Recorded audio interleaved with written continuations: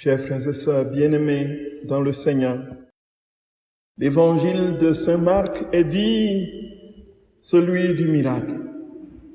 Et si on extrayait tous les miracles de l'évangile de Marc, il ne resterait plus rien. Marc n'est pas le seul à rapporter les hauts faits de notre très saint Seigneur.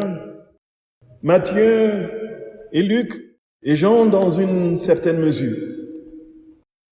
Et nous pouvons, frères et sœurs bien-aimés, nous poser la question légitime, pourquoi cette insistance sur le miracle? Pourquoi tant de faits relatés, des guérisons, d'expulsions de démons, et aujourd'hui la guérison de la belle-mère de Pierre, et naturellement de nombreux autres. Il y a une blague qui veut que si Jésus a expulsé, si Pierre a renié Jésus, c'est bien parce qu'il avait expulsé les démons de sa belle-mère. La vérité est tout ailleurs, frères et sœurs bien-aimés.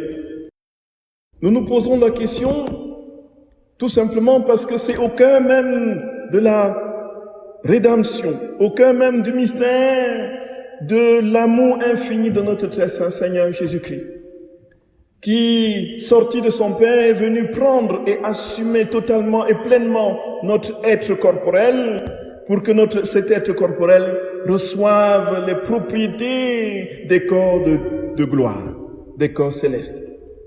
Et avant d'y arriver, frères et sœurs d'amour, Jésus accomplit les miracles d'abord parce qu'il veut que le monde sache et comprenne qu'il est le véritable Messie, celui qui est envoyé, celui qui avait été annoncé par les prophètes. Et nous nous souvenons de ce passage de l'évangile de Matthieu au chapitre 11 du verset 15 lorsque les disciples de Jean-Baptiste viennent voir Jésus et lui posent la question: est-ce que c'est toi qui es le Messie ou devons-nous en attendre un autre? Et Jésus leur répond tout simplement en leur donnant une visibilité de l'action prodigieuse qu'il accomplit dans les guérisons et les miracles, conformément aux annonces des prophètes. Allez dire à Jean-Baptiste ce que vous voyez. Les sourds entendent, les boiteux marchent, les aveugles voient, et le royaume de Dieu est proclamé à toutes les nations. Donc, le premier motif, c'était naturellement de dire qu'il est le Messie.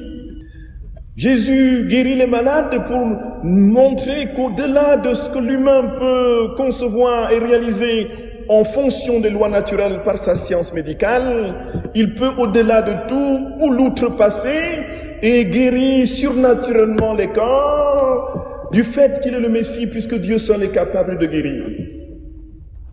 La deuxième raison, frères et sœurs d'amour, et peut-être ce serait la première, puisque tout est fonction de cette raison fondamentale, c'est que Dieu est amour, foncièrement et fondamentalement amour. En fait, il n'est pas le prestidigitateur qui dit, bon, voyez maintenant que je suis le Messie, alors le claquement de doigts, et toi, hop, lève-toi, maintenant tu as la preuve que c'est moi Dieu. Dieu n'est pas ce Dieu de miracle, de ce thaumaturge prestidigitateur de l'esbrouf et du tape à l'œil. Il n'est pas ce Dieu, frères et sœurs bien-aimés, qui veut nous éblouir par sa toute-puissance. Il est le Dieu compatissant. Il est le Dieu d'amour. Et quand il guérit un malade, c'est bien sûr parce qu'il aime profondément du tréfonds de ses entrailles. On dit, tous les évangélistes, justement, quand ils parlent des miracles, il fut remué du tréfonds de ses entrailles. Il fut remué du tréfonds de lui-même. En fait, parce qu'il est compatissant, profondément amoureux de l'homme, prêt à le transformer en lui, qu'il est capable de tout pour lui, y compris les guérisons physiques. En fait, on voit Jésus dans la description devant la maladie, tous les évangélistes, frères et sœurs bien-aimés, le les rahamim, les entrailles, sens hébreu du terme, sont en frémissement. Tout simplement parce que quand l'homme souffre, c'est lui qui souffre. Quand l'âme et le corps sont en souffrance, c'est Dieu qui est en souffrance, puisqu'il nous a créés à son image et à sa ressemblance. C'est pourquoi il y a ce retentissement en lui. Et la troisième raison, frères et sœurs bien-aimés, qui est le couronnement de tout, si Jésus guérit les malades, c'est tout simplement parce que nous n'avons pas été faits pour être malades. La maladie est un accident de l'histoire. L'homme, lorsqu'il était dans la communion parfaite avec Dieu au commencement, lorsqu'il était dans cette union substantielle dans la vie divine, dans la divine volonté, il n'avait pas besoin d'être malade. Il n'était pas malade. La maladie ne pouvait l'atteindre. La maladie a commencé avec la chute. Et lorsque l'homme précipité de l'extérieur du jardin de la gloire et de la sainteté de Dieu, il a mesuré jusqu'où il était fragile, jusqu'où son être tout entier, son âme, son corps, son esprit et les facultés de son âme, son intelligence, sa volonté, sa mémoire étaient désormais débilités et avilies. Il n'y avait plus possibilité pour lui de vivre la vie de Dieu. Et donc la maladie a commencé. De sorte que la maladie n'est pas voulue par Dieu. C'est pourquoi nous devons combattre la maladie jusqu'au bout, travailler, effectivement, nous protéger de tout ce qui peut détruire ce corps, puisque nous sommes faits pour avoir et vivre des propriétés de gloire du corps de Dieu. Et si nous n'étions pas malades, frères et sœurs, nous voyons bien que Jésus, Dieu au début, a créé un corps. Lorsque nous lisons l'Écriture, on se rend bien compte que le corps n'a pas été un accident, comme certains courants au cours de l'histoire ont voulu le dire, que le corps était, n'est-ce pas, je pense ici à cette hérésie, n'est-ce pas, qu'on a appelé, n'est-ce pas, cette hérésie du Moyen-Âge, qui voulait que le matériel, tout ce qui est matière, tout ce qui est corps, tout ce qui est visible, soit créé par un Dieu, justement, qui est mauvais. Le Dieu mauvais, n'est-ce pas, qui crée les êtres matériels, y compris les corps. Donc cette hérésie travaillait à ce qu'on ne se marie plus, parce que quand on se marie, on crée des corps, et donc on multiplie la matière. Or, le seul Dieu véritable qui est le bon Dieu, a créé tout ce qui est spirituel, a créé l'âme, et donc le corps est un accident, le corps est mauvais. C'est cette hérésie, frères et sœurs bien-aimés, que Saint Dominique a combattu de manière particulièrement éloquente en fondant l'ordre qui est aujourd'hui connu, l'ordre dominicain. Et ce faisant, frères et sœurs bien-aimés, si nous lisons l'Écriture, on se rend compte que Jésus, Dieu nous avait donné un corps avant la chute. Adam était formé comme nous avant la chute, mais quelles étaient les propriétés de ce corps? Ce corps n'était pas malade, ce corps était incorruptible. Ce corps était un corps pneumatisé, un corps traversé de part en part par le Saint-Esprit de Dieu et transverbéré par la lumière de gloire du Très-Haut. Ce corps ne connaissait pas de vieillissement. Ce corps était agile, continuellement agile.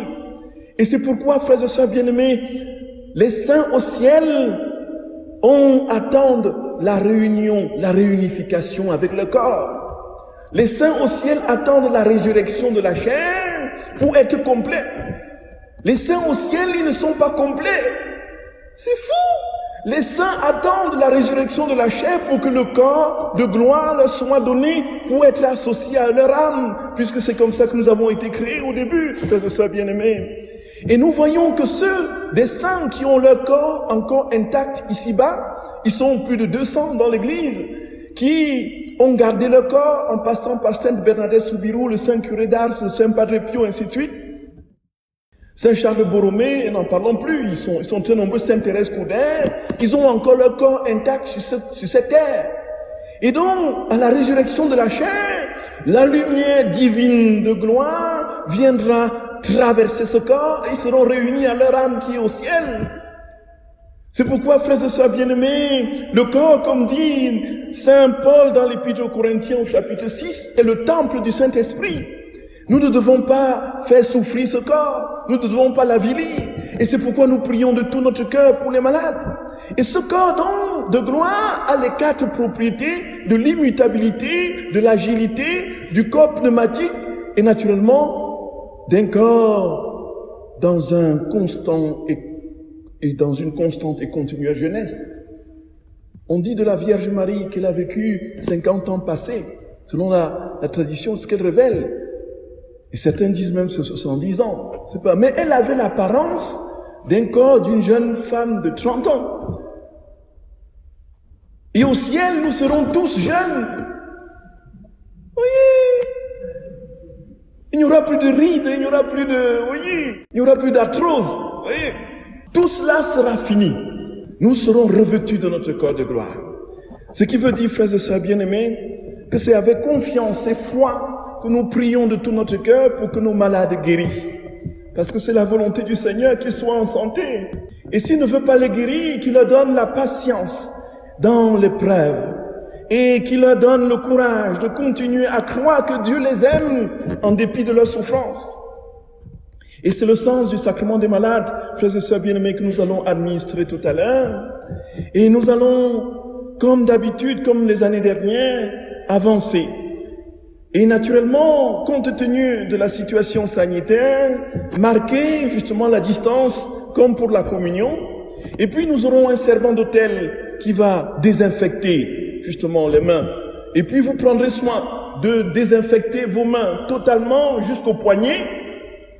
Et puis j'appliquerai l'onction d'huile sur votre front et sur vos mains, surtout au poignet. Donc prenez soin que le gel alcoolique aille au poignet et désinfecte bien. Et quand j'aurai fini avec une personne, je me désinfecterai moi-même les mains avant de passer au suivant. Vous voyez? Et tous, nous serons masqués. Nous voyons donc que le virus ne peut pas s'insinuer dans la grâce de la guérison que le Seigneur veut nous donner. Vous voyez, frères et sœurs bien-aimés, entrons dans cette vive et ferme espérance que le Seigneur veut nous guérir, veut nous restaurer, qu'il veut nous donner la plénitude de la condition qui était la nôtre avant la chute, et que nous sommes faits pour aller de gloire en gloire dans la ressemblance avec notre Créateur, lui qui est Dieu pour les siècles des siècles. Amen.